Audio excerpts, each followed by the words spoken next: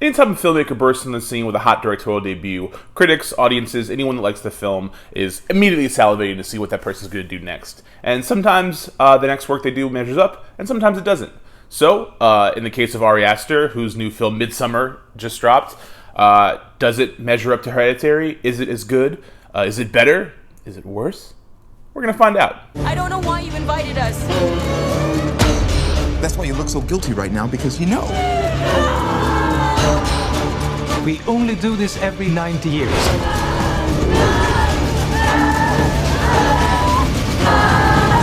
Welcome back to the channel, guys. Today we're going to be doing a review of Midsommar, the new A24 film from director Ari Aster, who directed Hereditary and a bunch of short films. And this movie is probably like one of the hottest anticipated movies of the summer that like isn't a big summer blockbuster type movie. And going into it, I had like very low expectations. I know it sounds kind of weird. I liked Hereditary when I saw it. I didn't see it when it first came out. I was like incredibly late to the Hereditary party, so I definitely gone through months of everyone I know telling me how good the movie is. And then I watched it like late fall. I got like a screener for it, and I checked it out, and I thought it was a really well made movie. Thought it was cool. Liked a lot of stuff about it. I thought Toni Collette was incredible, and as usual, completely robbed come award season. It's a killer movie. It's got some fantastic performances. And to me, my issue with Hereditary is that everything I liked about it was like the dread and the dysfunctional family stuff in the movie. Like as a horror movie, I didn't really care about it that much. And I have a difficult time separating that movie from like the elevated horror conversation. I hate that term. I think it's just a stupid concept. I just think it's irritating that every year there's like a movie or two that critics, certain kinds of critics anyway, just decide are like the greatest horror movies ever made just because they are appealing explicitly to like an art house crowd or people that think they're too good for horror movies. You know what I mean?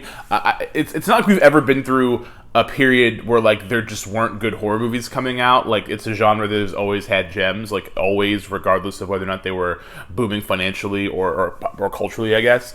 So it's odd that like stuff like The Babadook and like The Witch, and these are, I think they're good movies. They're movies I like, don't get me wrong. But it's just odd that whenever they come out, everyone just like loses their shit as if they reinvented the wheel, and I never really feel that that's accurate or fair. So to me, Hereditary was just a really good movie, a pretty good movie. I didn't think it was like reinventing the genre or anything like that.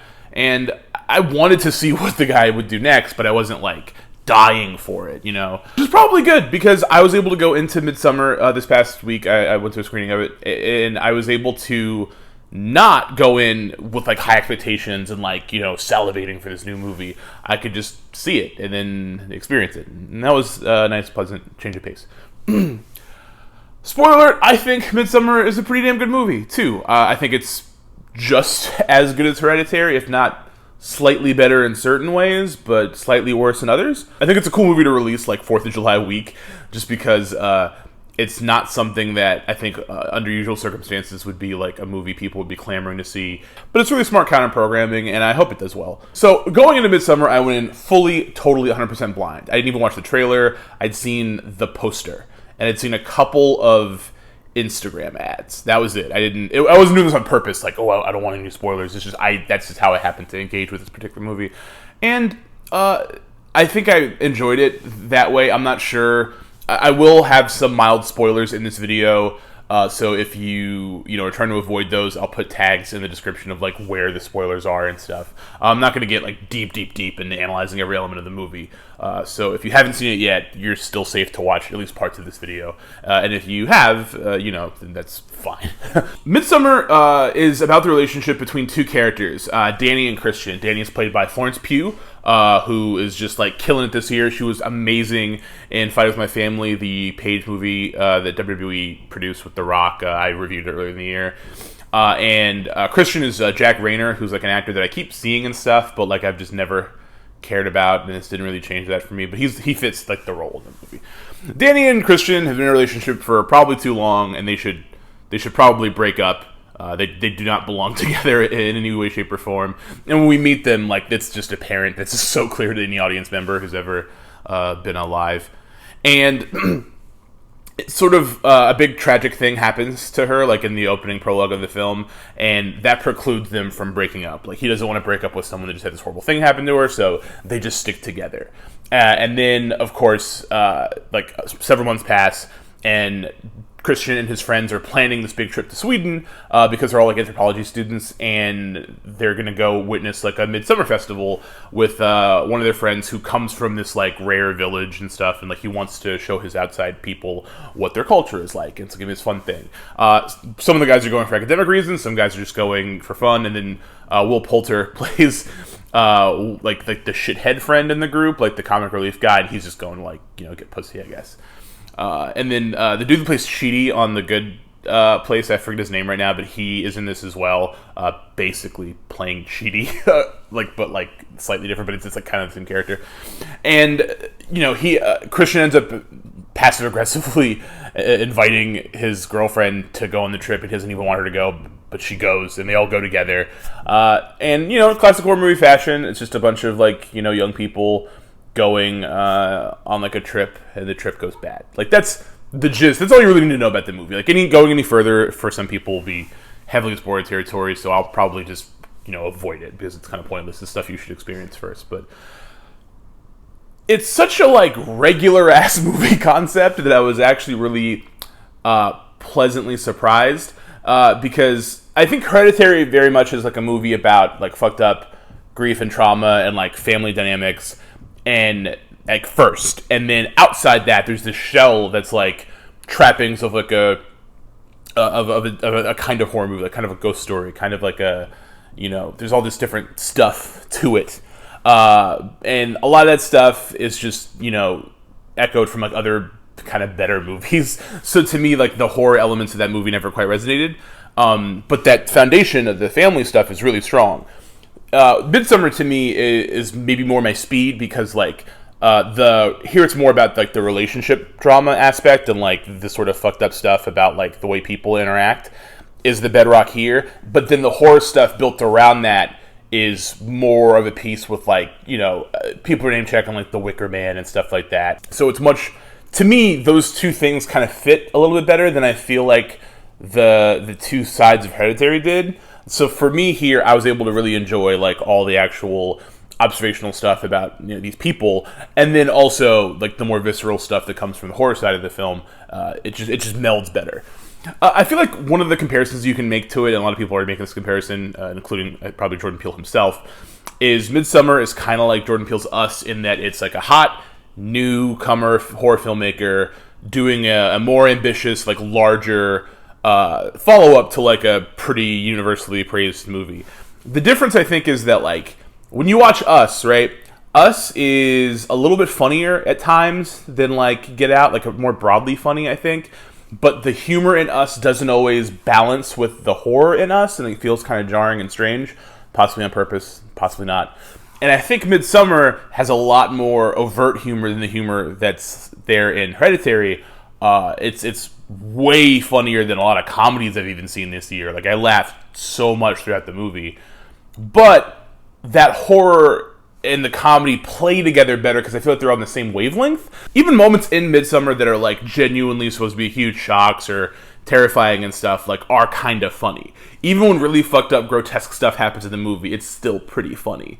And I kind of dig that the movie has this tone where some people in the audience are just going to be so grossed out or so bothered or so, like, you know, fucked up over certain things that unfold. But the average person who's like watched these kinds of movies before and stuff, it's dispensed with in such a humorous way. Like the editing, like the performances, the line readings, the camera angles, some of the way things are visually revealed, it's all really fucking funny. It's just like really strong comedic filmmaking. So I was not prepared for that. I did not think the movie would be this funny. And to the point that at first, like, parts of the screening, I was like, is this on purpose? Like, am I an asshole for laughing at this?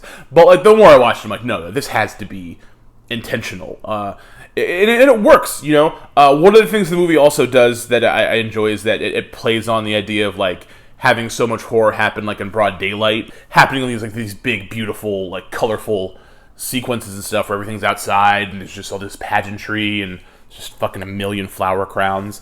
and still being able to make things tense and uncomfortable, and the sense of dread and stuff is really cool.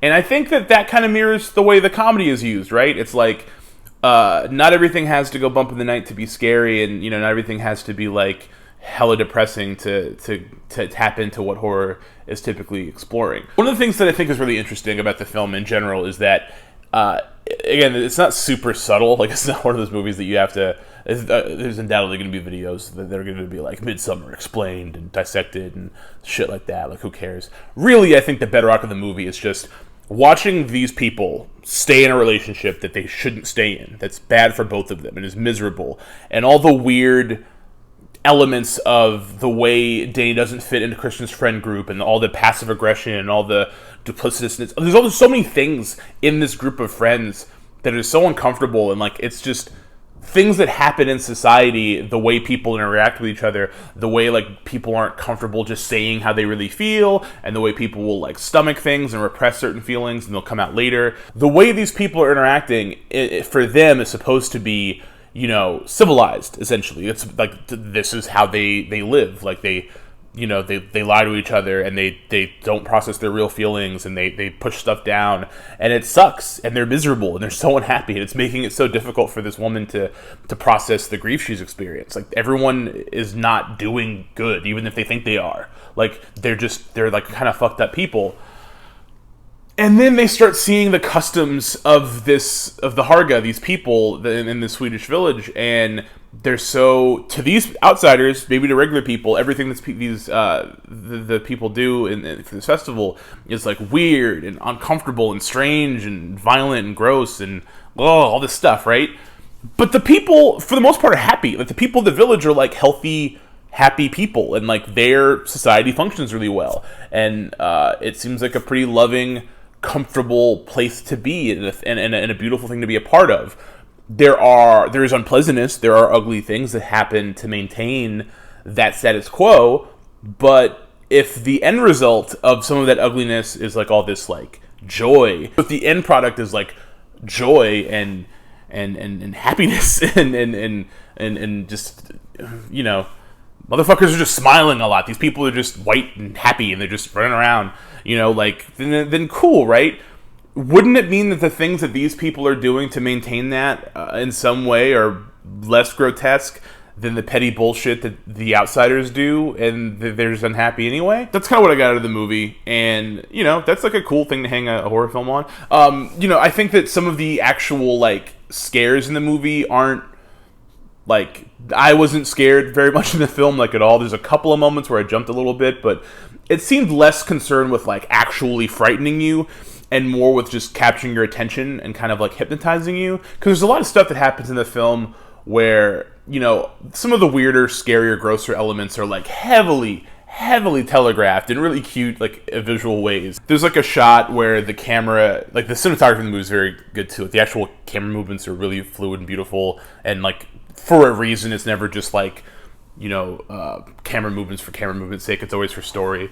And there's a moment where the camera's panning past like this tapestry of like, I can't remember if it was like painted or like actually like woven or something, but it's just all these images, and as you're panning them, it kind of feels like you're reading like a comic strip, because they're telling a very, very clear story, and it's pretty like obvious. So then when beats of that visual story start actually happening to the characters, you know what's going on, and like it makes some of those things like a little cutesier, a little like winking, and I kind of dig it. It does not in a way that's like diminishing it, like in a way that kind of enhances it.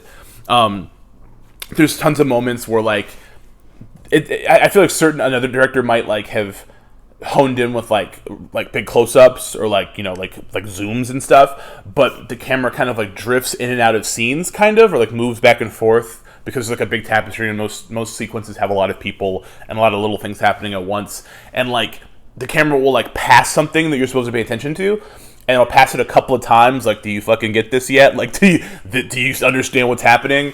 And I kind of dig it. Like, it's not something I normally like. That's like that much winkingness, but I was really into it. Like, it made the movie more fun. Like, I actually enjoyed watching this movie, even though the movie is tackling a lot of like heavy stuff, a lot of frustrating stuff, and stuff that's like so real at times that it's like uncomfortable. Like, you get that stomach thing, you're like, oh man, like that's this scene's so awkward. This is so real.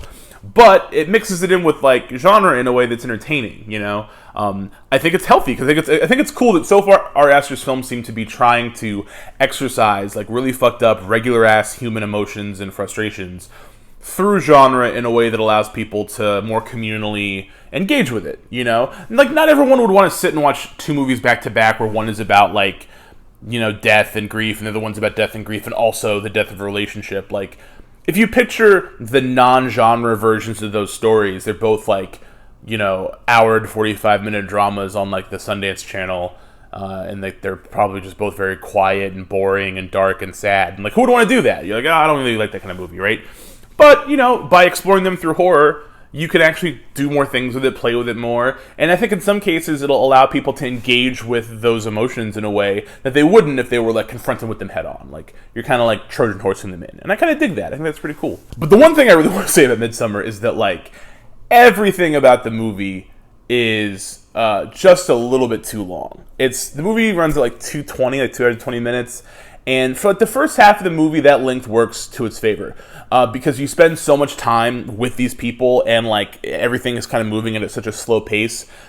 It doesn't feel slow at first. It feels like kind of breezy, you know? Like they're going on a trip, like you're in a beautiful place and there's so many things to experience that you almost let your guard down. Like because you're a viewer and you know this is a horror movie and you know like shit's coming, you're kind of like tense and looking around every corner. But it does lull you, but through the use of this added expanded time, into not doing that. Like, it gets you to let your guard down through the humor and through the waiting and through the, like, you know, you start to kind of vibe with it a little bit. You start to get comfortable around these people that you know are going to end up turning into some kind of something. You know, you don't know if they're cannibals or what, or if they, like, fuck rabbits, but you just know that something's going to come up that's going to turn into the horror movie part, so you're waiting for it. You're just like, oh, when is it going to happen? But because the movie's so long and there's so much room, you can kind of breathe and you get caught up in it, you know? It actually... One of the things that's frustrating about movies like this, where people go to a place that seems idyllic and then it's not, is that they don't immediately leave. Like, they just run away. More than most other movies in that particular, like, micro-genre, I think Midsommar does a good job of explaining how and why these people stay. Because we've already experienced these people outside of the situation, and we know that they're willing to put up with a lot of bullshit for dumb reasons. Like, the fact that Danny and Christian are staying in this garbage relationship lets you know that they don't know when to leave when things get bad. So of course they're going to stick around in this village when things get terrible. Like, that's who they are as people already. So I like that the movie gives you time to get into those perspectives so that when those things start to happen, you don't have the usual horror movie audience thing where you're like, oh my god, leave, why haven't they driven away? You're like, I know why they haven't driven away. These people, this is who they are. This is what they do. They're going to be here for the long haul. The downside of that is that we're in for the long haul too. And the movie doesn't exactly sustain its welcome like the whole time out. Like, by the last like half hour, I would say, there's like two pretty big sequences that happen at the same time that are really strong sequences, some of the best stuff I've seen all year.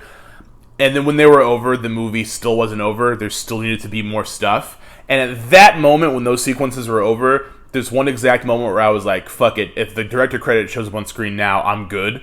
It's not the most satisfying ending, but it's over, and I will be comfortable with that. But then it goes on for like 15 minutes after that, or it felt like 15 minutes. It might have been less, might have been more. We've already seen so much stuff. We've already experienced so many things have already happened, that by this point, things have just kind of leveled off, and it feels like Ari's kind of run out of ideas, and we're just sort of following things out to their logical conclusion. And I could have done without it. I mean, some of the images that we end up getting near the end, I feel like are useful and important, and they kind of bring the movie together. But I really can't help but feel like if you chopped off 20 minutes, the movie wouldn't be better. I just think it would be a more satisfying experience, personally. And like, I know on this channel I complain about length all the time and how long things are and blah, blah, blah. And like, sometimes I'm probably being a little bit too nitpicky. But in this particular case, I do think Midsommar would be a stronger film if it was shorter. I still think a lot of the parts of the movie that need the room to breathe and the room to kind of like play around should still be that way. But this is really a case where if you just chop off part of the ending, it's fine. It's not like you have to go through and trim everything else. Literally just, oh, we're here? Done. So, you know, I think this movie holds up in terms of people's expectations of Ari Aster. But again, this guy's only made 2 movies now. I do think, like with Jordan Peele, it's a little bit weird that everyone's throwing around Horror Master and stuff like that already, because, again, 2 fucking movies. Let's give these people some time. But I liked it. I dug it a lot. I think it was really cool. I think the big standouts here are the performances. In particular, Florence Pugh is incredible. It's a really great performance. I really just want the best for her and her to get really good roles going forward. So she's fantastic. And it's really cool to see like a different side of Will Poulter, like just him playing this like dumb idiot shithead guy instead of being like the kind of weird malicious odd person he always plays. I thought that was cool. And overall, I think the movie is like totally worth checking out. I think it's worth seeing more than once if you want to go back and like double check on all the Easter egg stuff that sets up the movie. Like me personally, that stuff is fine. I don't need to go like redecipher it. But I can definitely see this being a movie that people want to watch multiple times to pick up every little cue and every little like, you know, breadcrumb that was left throughout the film. If that's your bag, this is like the perfect kind of movie for you. So, yep. So that's me on Midsommar. Good movie. Go see it. That's a thumb up. 2 thumbs up, whatever. So yeah, if you've seen it, let me know what you guys think about it. If you're looking forward to it or whatever, let me know why. If you liked Hereditary, tell me your thoughts about that. If you hated it, I want to hear that too. I like hearing that type of stuff. And yeah, next week we'll be back with more videos. I'm probably going to be doing 2 videos again next week. One of them I'm pretty certain, and the other one is a maybe. But just keep a look at it. If you haven't subscribed yet, please subscribe. And, you know, like this video if you liked it. And hit the bell icon so you get notifications for new videos do drop. And have a great weekend, guys. Thanks.